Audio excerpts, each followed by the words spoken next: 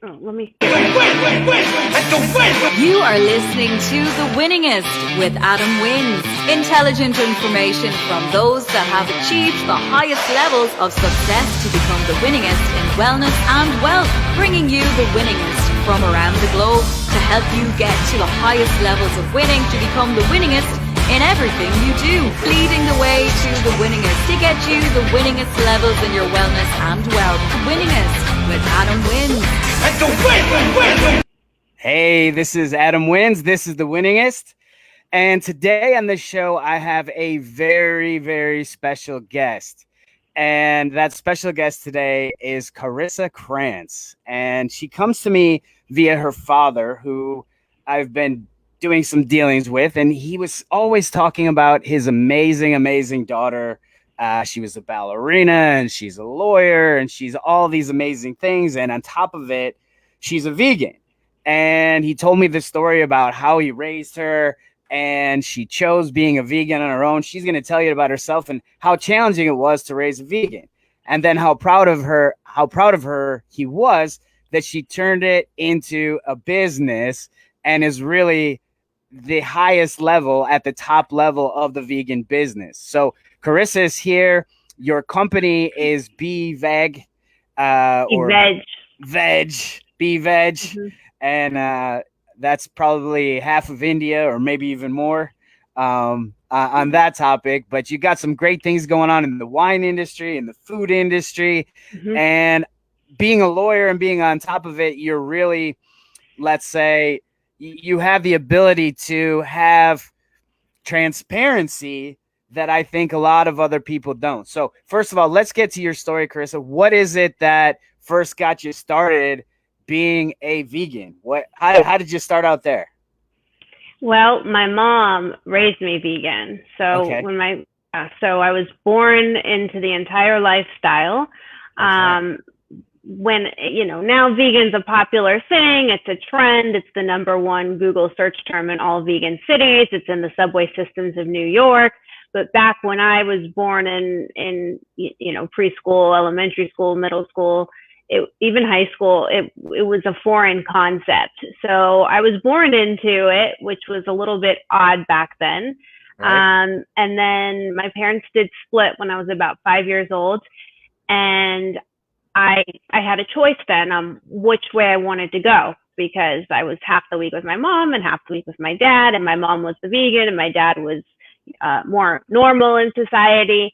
Although now there is no such thing as normal, and I think the world is transitioning to a more plant-based lifestyle. But back then, even the food pyramid was you had to have your meat and your dairy, which today the food pyramid has been changed since when I was in preschool and everyone was worried about me. So I just made a moral and ethical decision at about 5 years, learned what meat was and what animal, that it came from an animal, and I made the connection. So I was born into it, but at 5, I'm very stubborn.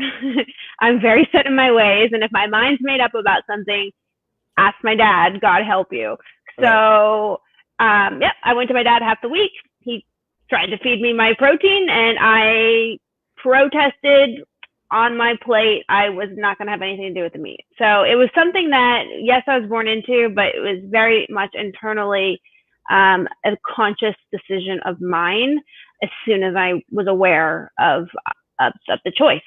Most people aren't aware of the choice. Most people aren't given the choice. It's so part of our culture and our society to eat meat and have it on our plate that we don't really make the connection of how it got there. And it's so deeply ingrained in us. But I was given that option, and I feel very privileged to have had that option because I got to make a decision that a lot of people aren't even aware that there is a decision. Yeah, most people don't even know it's a choice because they're just given it from the time they're born to the time they go through. I mean, with even with the formulas, right? I mean, those are not not vegan. Not vegan for sure. And now they have that available, but yes, right. Not back then.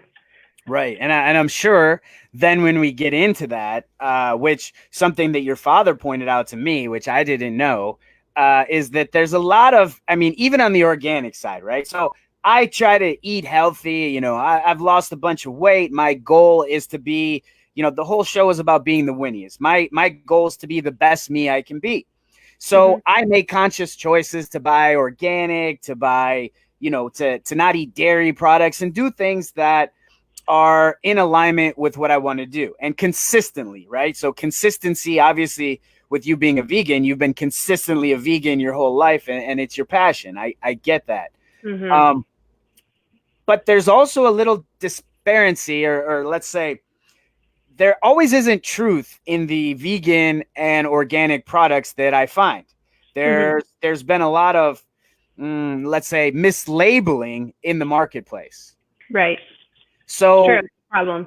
From my understanding is this is something that you've come up with a solution. So back to putting your lawyer hat on, you know, I believe you've probably seen this too, where, you know, you get something that's organic and then it's like organic labeled from China. I think, you know, Whole Foods had that problem from a while. There's all sorts of places that are skeptical on the organic, and how do you prove that it's really organic, you know, or how do you prove that something is really vegan, right? So how did you come to that conclusion that it wasn't really that you could make a difference and do something about this? So it's all good questions. So a lot of products are labeled vegan, and consumers are buying that thinking that it is vegan. But the reality is vegan is not defined at all legally, globally, anywhere. And anyone can claim vegan. But the question is what does that mean and by what standard? Because no one is holding those vegan claims accountable, and they're not made with integrity. At BevVeg International, which is our global vegan certification firm, which is managed by my law firm, and we have the only law firm issued vegan symbol and trademark in the world, we try to bring vegan claims credibility and accountability so we can lend true truth and transparency in truth and labeling laws. And our goal is to bring in a logo for the consumer so they're not bogged down trying to read and decipher tiny ingredients that are misleading, because the ingredients don't say where they actually came from. They don't say who the supplier is. There's zero verification.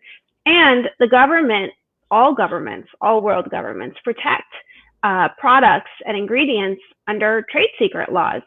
So you really don't know what's in any product or what you're eating or drinking or consuming as makeup or what you wish your lifestyle to be. And if it's a plant-based vegan lifestyle, that means without exploitation of animals.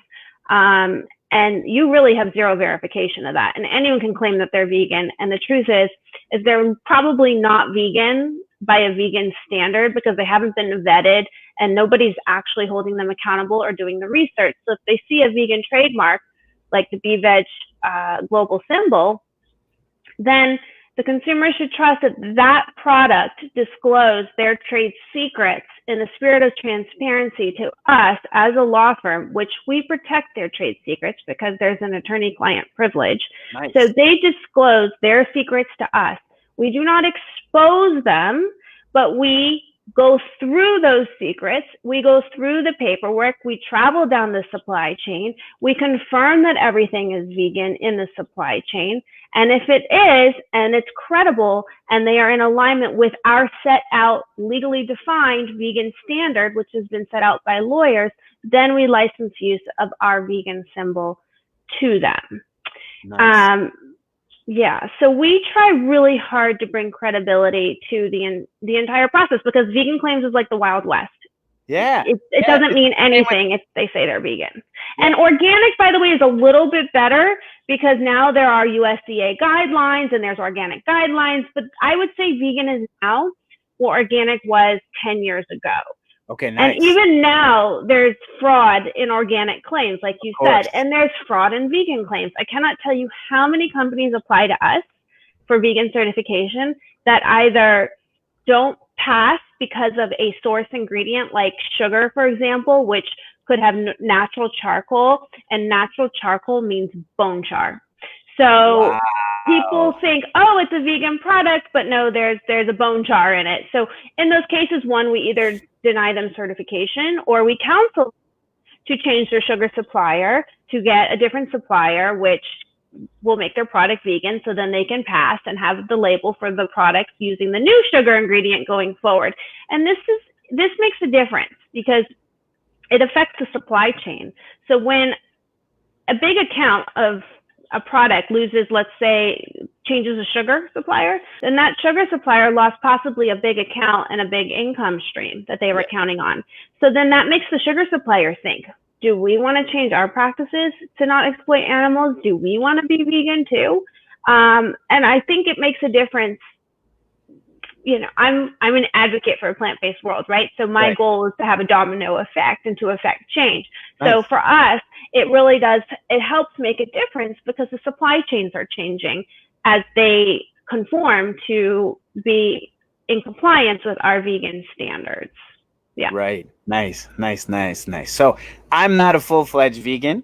I'll lay that out right here, but I do respect you for adhering to your principles and adhering to your beliefs. That is amazing. And what you're doing with the whole project is really to the next level and making other people abide by rules and standards. So part of this show is about intelligent information. So part of being vegan is like, I don't eat any animal-based products, but everybody drinks wine. And tell us about everything, or let's say the greatest misconception of wine on the planet, right? So many people drink it, and is it vegan or is it not vegan? Because it's just grapes, right? Yeah, no. So you kind of asked earlier, how did I get my start maybe on the business side of things? I've been vegan from birth, right? Yep. But it wasn't until I learned that wine, which I've been drinking, with dinners for a long time, that wine be filtered through animal parts like gelatin, cow's elbows and knees and horse hooves, crustacean shells, which is the bones of fish, isinglass, which is fish bladder, egg whites. And the more research I did, the more I learned that the Tobacco and Trade Bureau, which regulates alcohol in the United States and every other alcohol around the world, has zero nutritional information and zero ingredient disclosures. Some wines might say vegan, but again, not verified without our vegan symbol or a vegan trademark. I can't say ones are doing, but I know if they apply to us, they have been verified. And when I learned that, I was crushed. I was like, oh my God, this is disgusting. Like, I'm drinking wine and I don't even know what's in it. I thought it was grapes and sulfites, but no. There are up to, I think, 62 ingredients, according to the Tobacco and Trade Bureau, that could go into your beverage. Wine, beer, liqueur, anything. You don't know what's in your drink.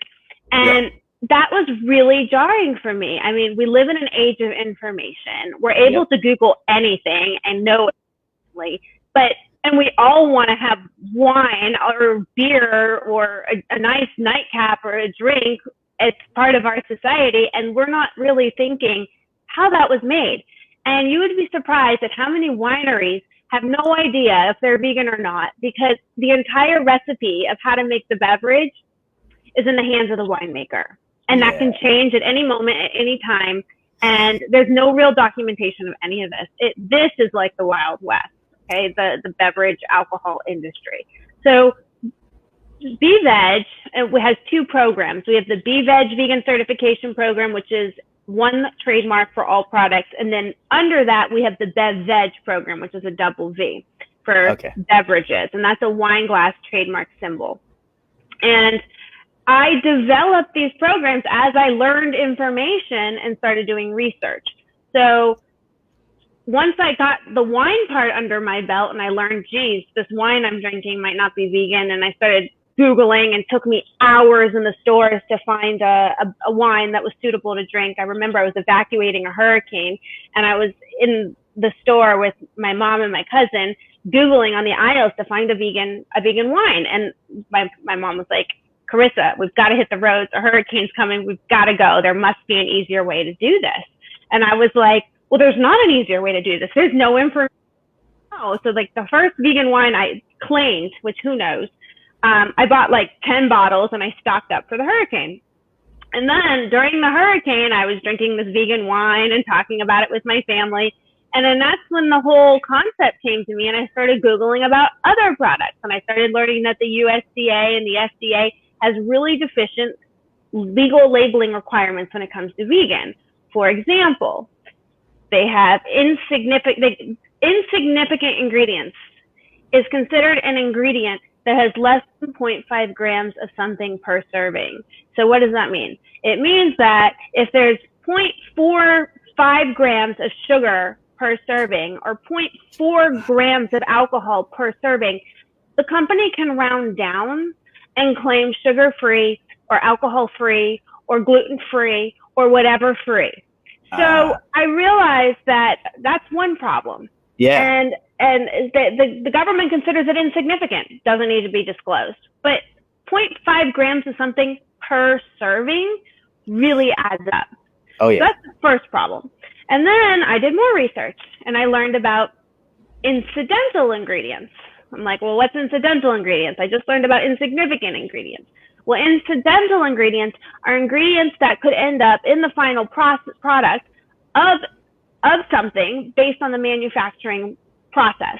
So basically, there could be trace amounts that could have spilled over based on maybe it's a shared facility. Maybe there's a source ingredient that had a little bit of a spillover in the final product. All of these incidental ingredients may have fallen into the product, but really isn't part of the ingredients or part of the product. It just might be incident to, also don't have to be disclosed. Wow.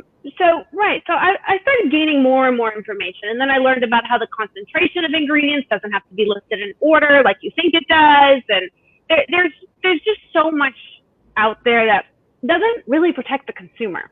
Exactly. And as a vegan and an ethical vegan, there are health vegans and then there are the ethical vegans, and then so everyone's different. But as an ethical vegan, I was bothered. I was bothered by this. And I think anyone should be bothered by this, whether they're vegan or not, because we're all label conscious. Mm-hmm. And I think every consumer at the store is picking up products and reading ingredients on the back, trying to know if it's healthy or not and plant-based. And consumers will tell you, I think the statistics are like 80% of consumers, all things equal, if they have one product that says, vegan plant-based and one that doesn't make that claim, they will pick the vegan product, whether they're vegan or not, because we are leaning towards that as a society and as a culture, that direction. So I basically learned all of this, and that's how I got the business started, but it did start wine. I was having a glass of wine, learning that wine might not be vegan, and our research. Who would have thought that? Because honestly, I've asked people who pretend to be very experienced in wine, and they're wine wholesalers or whatnot, and I said, is that wine vegan? Because your father told me about the what you were doing, and they said, yeah, all wine is vegan. Yeah, and these are supposed experts in wine. They're also undereducated in what really goes into the process. And I think all of us at home, I mean, it's similar to, like, let's say cigarettes. Most people, when they're addicted to cigarettes, they're really addicted to the sugar involved, because there's about 30% sugar in every cigarette. Yet nobody knows that there's sugar in cigarettes because it's not wildly publicized. It's not a food-based product, so they don't have to put in the ingredients of cigarettes. Yet the most addictive chemical on the planet, sugar, they put into it, which I think is unfair to the end consumer. You should at least know why you're getting diabetes, and it's because you're smoking it as opposed to drinking it or doing something else. And we all have a right to our health, whatever we want that to be, whether you're a vegan, a vegetarian, whether you just don't eat fish, whatever your personal belief is. I have to respect that we all have the right to have the truth and good facts with that. So what you're doing is absolutely amazing for all aspects of society, because I think it's really going to help us advance as a people, advance as a culture, and put us to the next level of how it's supposed to be. I mean, it's kind of, I have to say, I'm glad you're doing this, but you shouldn't have to do this, right? It should already be like something that is, you know, what's the government protecting us from, right? They're supposed to be doing this as their job, not giving it as a business to you. Thankfully, it is something you took upon because they're not doing their job right. So, yeah, but eventually it's probably going to turn into, like, organic now has USDA requirements. Eventually there will be legislation and things that are at least endorsing and backing and holding companies accountable to a standard we set out. And it'd be great if the government got involved in subsidizing products in completion of the transparency and in the audits that would be necessary to actually prove up a vegan claim. I mean, the government subsidizes all, you know, animal agriculture, which is kind of annoying. They're doing all these bailouts right now for milk and dairy and meat because the market's suffering from the coronavirus. Right. So our taxpayer dollars are bailing out the culprit of basically the entire virus, since it started in a wet market, which is a local slaughterhouse. And now the largest outbreaks in the United States are in slaughterhouses. Those are the biggest hotbeds. And here we are, right? Bailing them out. Yeah, they're closing all the they're closing them.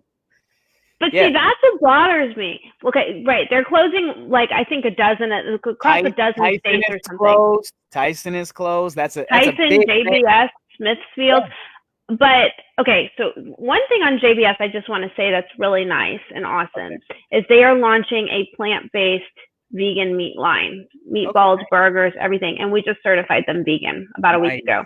So I think it's wonderful that the largest meat giant that's responsible for killing and murdering trillions of animals for food is making the transition into a plant-based product to see the wins there and to be part of the movement. Because so long as they're part of the movement, they're not going to resist it. And unfortunately, meat and dairy are the biggest advertisers and the biggest lobbyists, and they have billions and billions and billions of dollars behind them, that it's very hard to change what's happening in animal agriculture and in our society and in our health system, because it's driven by dollars, like follow the money. So all of these processing plants, which I have to say, the lingo bothers me. I mean, call it what it is. It's not a processing plant or a food packing plant. They're slaughterhouses. That's what that is. That is code word to distance us as humans to accept that this is just food and our food supply shortage is at risk, which it's not at risk at all. That is, you know, meat and dairy putting pressure and fear into us to go to the stores to clear the grocery shelves of all the, you know, meat and dairy products because we fear a food shortage. There is no food shortage, and it's not a meat packing plant, and it's not a pork processing plant. These are slaughterhouses, just like the wet market in China. The only difference is the kind of animal that's being slaughtered. Right. So I think that it would be nice if there's truth in labeling laws and truth in transparency in what you're consuming, and that we start using the right lingo of what things really are. You know, I mean, most of the people would not be participating in this process if they understood it. Yes. So I'm very grateful for what you're doing. And is there, let's say, so with your legal hat on, are you doing something to, let's say, this truth in labeling, because there's a lot of untruth in labeling? How are you going after that and making sure that people are not claiming to be vegan when they're not, and people are saying, you know, these different things? What are you doing there on the legal side? Tell me about that. So first of all, as a lawyer, you have two choices, right? You can work within the current confines of the law, and that's it. Or you can take the law and try to expand it and expand rights and pioneer your own path as a lawyer to create laws that are in alignment with the current existing laws. That's what we're doing at BevVeg, and that's what I'm doing. We have laws, but our laws are constantly changing. That's why we have the legislature. That's why we have the court system. That's why we have the executive branch for all these checks and balances. That's why legislation is always being proposed. That's why litigation is always happening. So vegan law is an area of law that is not at all defined. So besides doing the actual vegan labeling and vetting and the research and making it a legal process with documents and contracts and affidavits and inspections, I'm also doing things on a higher level, like proposing legislation for vegan labeling law. Like, I have a book coming out that's being published by vegan publishers, a publishing house called Vegan Law, Know Your Rights. And it breaks down all sorts of different laws. Vegan labeling law is one chapter. There are so many laws that need to be discussed so vegans can understand their potential legal rights if they're in a certain situation, and that lawyers that are working within the current laws can look to these laws and look to these scenarios and say, you know what, this is a case that I want to take, because if I take this case, I have the possibility of traveling up to the Supreme Court on this case to actually get a law made based on this situation. Nice. So what does that mean? Here is an example. If someone goes to Burger King and they order the Impossible Burger and they're vegan for moral and ethical reasons and they are served a hamburger, the law as it says right now is, okay, too bad, you can't recover, you have no rights.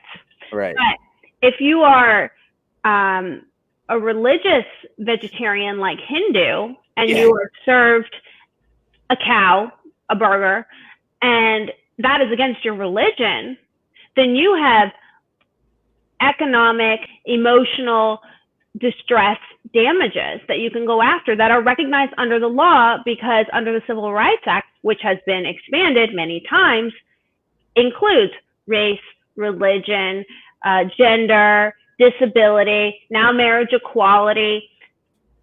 Where are vegans in this, right? Certain countries are starting to recognize veganism as a constitutional class. In the United States, it's not, but it should be, and it will be one day. I believe this, because it's going to fall under a non-religious moral class. So it should be recognized like a religious class would be. Yeah, absolutely. But it's not an organized religion, but it will be a constitutional class. But it's going to take the right cases and the right case law to make the law to do that. Just like it took for the Civil Rights Act to expand into gender, disability, and marriage equality when it was initially just written for race. Yeah. So all these things expand. So as a lawyer, I am taking my legal background and my passion, and I am putting it towards a profession where I think I can really define areas of law and help make law that I care about.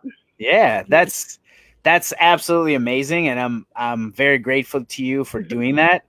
And I also believe that, you know, veganism, it's a belief system, so it is very much in alignment with religion. It's something that you have a faith in. That's what you practice it religiously, right? So, I mean, and I was born a vegan and I was born a Jew, right? I am much more aligned with veganism and spirituality than I am with Judaism. Yeah. Judaism is a nice tradition. It's a nice for holidays, whatever.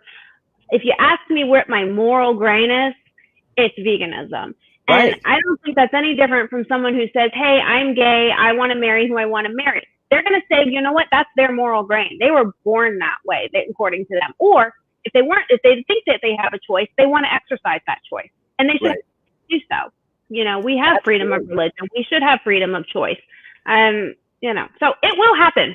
And especially when it deals with our health, because even going back to religion, okay, so I believe that religion, all religion is based primarily on God, unless it's the opposite of that. But we're all born healthy and we're all born wealthy. So health and wealth are the two things that are the most religious things to us. And when it has to do with your eating habits, that's generally the number one component in health. So whether you do it for a health reason or a moral reason, whatever it may be, it has to be more protected and it has to be more transparent. So it's amazing work that you're doing. And I thank you to the highest level that you're really not only making a difference, you're pioneering an entire industry, and you're making something that was invisible, visible, which is I love anytime you go from being in the darkness and being into the light, and you're casting a great light on, whether someone wants to be vegan or not. You're right. They may choose to have that product without animal products in it because it doesn't make sense even. So logically, wine doesn't make sense to have animal products in it. So if I had a choice when I'm getting crushed grapes, I'm going to choose the one that's vegan because logically it doesn't make sense to me to have animals in my wine. And I just want to add to that, because some people say, will it affect the flavor of the wine? A fine wine, we want the fine wine. And if you ask a winemaker or anyone in the wine industry that knows about the quality of wines, the quality of wine is determined by the quality of the grape. So whatever is going into the winemaking process that could compromise the quality of the grape compromises the quality of the wine. So arguably, a vegan wine is a more pure, better wine than one that may have been filtered through animal parts or have those added ingredients, because those added ingredients are diluting the quality of the grapes. Nice. So tell me, we're going to wrap up here in a minute, and I just want to, if somebody has a wine, a vodka, some food products, how do they get in touch with you? How does somebody do business with you? Let's say they're just a consumer. Where does everybody find you? How do they get into business with you? And let's say they also are passionate like you are. How do they get involved? Because this is more than just a label. It's a movement. How do they get involved with your movement? Yeah. So if you're a consumer and you want to know if you have a vegan wine, we have a free app. And it's called BevVeg, BEVVEG. You can get it on our website at beveg.com. But the app is a double V for beverage, BevVeg. And there we have over 1 million beverages cataloged. Some have vegan claims, some are vegan certified, some are not vegan, and some say no info. We are asking people who, if they see something with no info, to not get upset, but to help us get the info. The app is becoming interactive now, where you can interact with the company. We've added email addresses. You can help us update the database. We want to have the most, comprehensive information database for the consumer. So there's the BevVeg app. If you want to go during a hurricane like me and you want to have answers quicker, this app will help you. Nice. The consumers can also help by just helping us raise the demand by asking winemakers, are you vegan? Are you vegan? Because that lets them know that people care and that this is something that they should invest in. Quick question on the Bev, BEVVEG, which is the beverage, vegan beverage. Is that only for alcoholics, or is there? So let's say for my kids and their apple juice, I assume that there's probably some other type of strange process that I didn't know about as well that they may filter with. Is there that product as well for those of us who don't drink alcohol? Because I don't drink, but I'm very curious for my kids because I always buy them the organic stuff. But then if it's made with, different things that I don't want them having, I want to know about it. So so in that case, I would look for a label and I would ask for it. We don't have an app for regular apple juice and orange juice, which, by the way, many times might not be vegan as well. Doesn't mean that in the future we wouldn't have something like that, but I think we need more companies involved. Like we need Nestle and Kraft and companies to really want to disclose information about their suppliers, and that is going to come with consumer demand.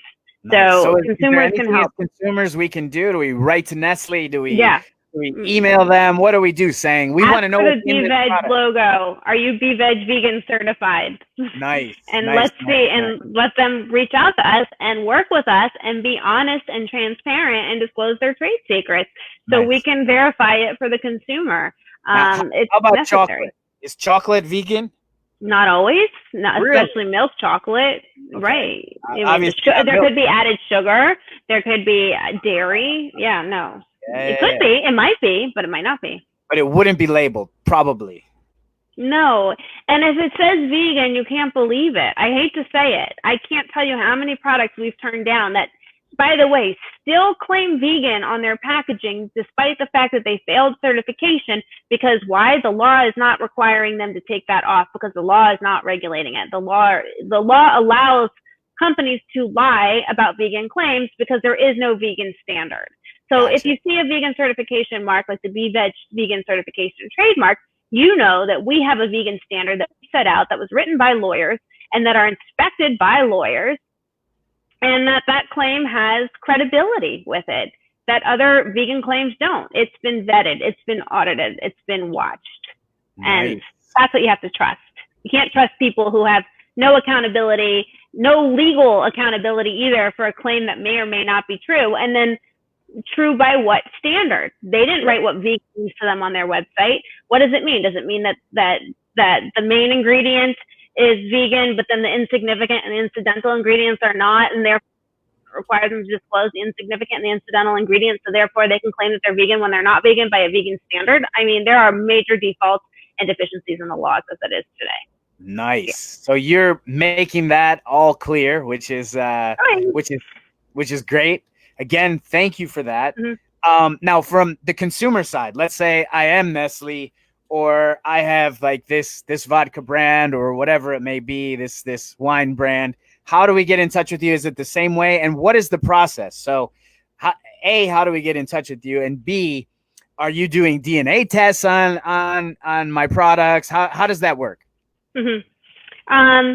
Well, they can get in touch with us through our website at beveg.com. There's our contact information there. They can email us directly. They can fill out a contact form, and they can also start the application right there to get more information.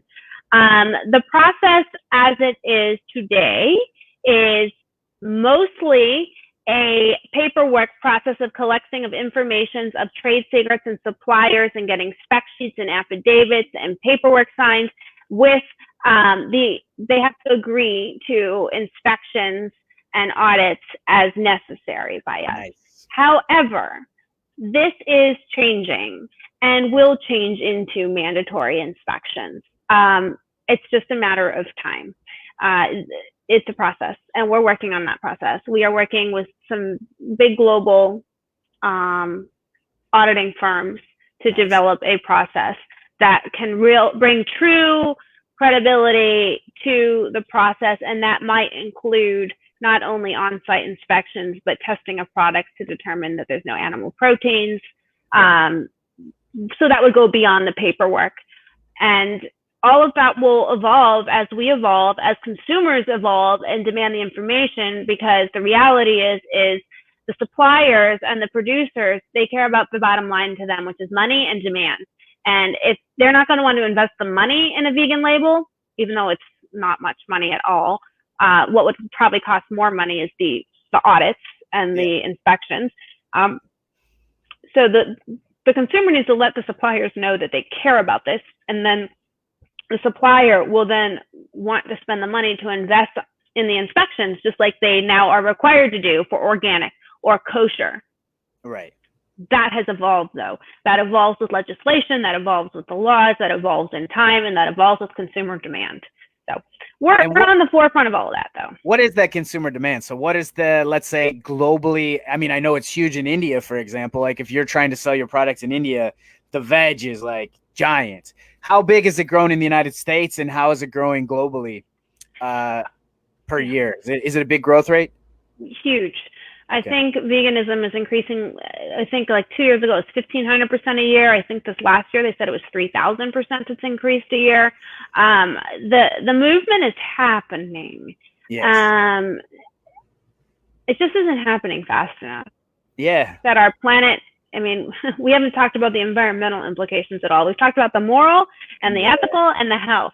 But I don't think our planet can sustain the meat industry as a business the way we've been doing the last, we can't continue. We're too destructive right now. We're ruining our planet. We're clearing our rainforests.